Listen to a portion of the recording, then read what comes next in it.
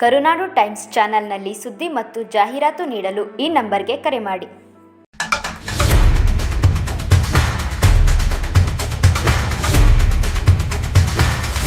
ಮೈಸೂರು ಜಿಲ್ಲೆಯ ಟಿ. ನರಸೀಪುರ ತಾಲೂಕಿನ ಕಲಿಯೂರು ಗ್ರಾಮದಲ್ಲಿ 500 ವರ್ಷಗಳ ಹಿಂದಿನ ಕಾಲದ ಕೃಷ್ಣದೇವರಾಯ ಶಿಲಾಶಾಸನವು ಅವನತಿಯ ಪರಿಸ್ಥಿತಿಯಲ್ಲಿದ್ದು, ಇಂದು ಇತಿಹಾಸ ತಜ್ಞರಾದಂತಹ ಲಕ್ಷ್ಮೀ ಕಿಶೋರ್ ಅರಸ್ರವರು ಹಾಗೂ ಗ್ರಾಮಸ್ಥರು ಸೇರಿ ಇತಿಹಾಸವುಳ್ಳ ಶಾಸನಕ್ಕೆ ಒಂದು ಹೊಸ ರೂಪುರೇಷೆಯನ್ನು ನೀಡಿದ್ದಾರೆ. 500 ವರ್ಷಗಳ ಕಾಲದ ಹಿಂದಿನ ಕೃಷ್ಣದೇವರಾಯನ ಕಾಲದ ಶಾಸನವನ್ನ ತಾವೆಲ್ಲರೂ ಕೂಡ ಒಂದು ಏನು ಮನಸ್ಸು ಮಾಡಿ ಇವತ್ತು ಅದಕ್ಕೊಂದು ಒಳ್ಳೆ ರೂಪುರೇಷೆಯನ್ನು ಕೊಟ್ಟು ಅದನ್ನ ಒಂದು ರೀತಿ ಇನ್ನೂ ಸಾವಿರಾರು ವರ್ಷಗಳ ಕಾಲ ಬೇರೆಯವ್ರಿಗೆ ಯೂಸ್ಫುಲ್ ಆಗೋ ರೀತಿಯಲ್ಲಿ ಅದನ್ನ ಕೆಲಸವನ್ನು ಮಾಡಿದ್ದೀರಾ.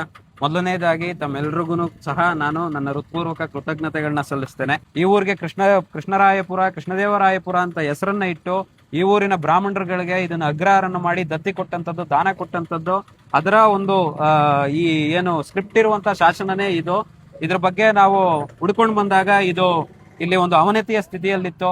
PW ಡಿಪಾರ್ಟ್ಮೆಂಟ್ ಎತ್ತಿ ಒಂದ್ ಕಡೆ ಬಿಸಾಕ್ಬಿಟ್ಟಿದೆ. ಸೊ ಇದಕ್ಕೆ ಒಂದು ರೂಪುರೇಷೆಯನ್ನು ಕೊಡಬೇಕು. ನಾವು ಇಲ್ಲಿನ ಗ್ರಾಮಸ್ಥರಿಗೆ, ಯಜಮಾನರುಗಳಿಗೆ ಎಲ್ರಿಗೂ ಕೂಡ ಮನವಿ ಮಾಡಿದೀವಿ.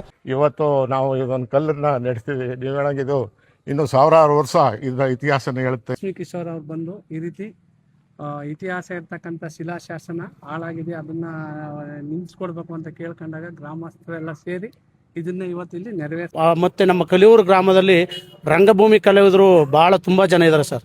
ನಾಟಕಗಳು ಆಡಿರುವಂಥ ತುಂಬ ದೊಡ್ಡ ಕಲಾವಿದರು ಇದ್ದಾರೆ.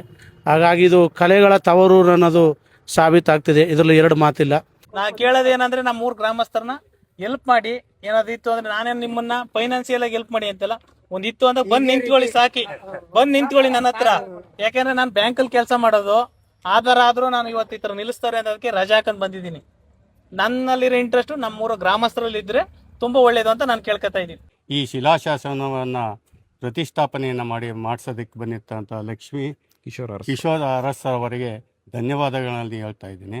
ಮತ್ತೆ ನಿಮ್ಮ ಊರಿನವರೇ ಆದಂತ ಸುರೇಶ್ ನಾಯ್ಕರವರು ಈ ಒಂದು ವಿಚಾರಕ್ಕೆ ಬಹಳಷ್ಟು ನಮಗೆ ಸಹಕಾರವನ್ನು ನೀಡಿದ್ದಾರೆ. ಮತ್ತೆ ರಾಣಿ ಮೇಡಮ್ ಅವರು ಜಿಲ್ಲಾ ಪಂಚಾಯತಿಯ CEO ಸಾಹೇಬರು ಸಹ ಇದಕ್ಕೆ ತ್ವರಿತವಾಗಿ ಸ್ಪಂದಿಸುವಂತ ಕೆಲಸವನ್ನು ಮಾಡಿದ್ದಾರೆ.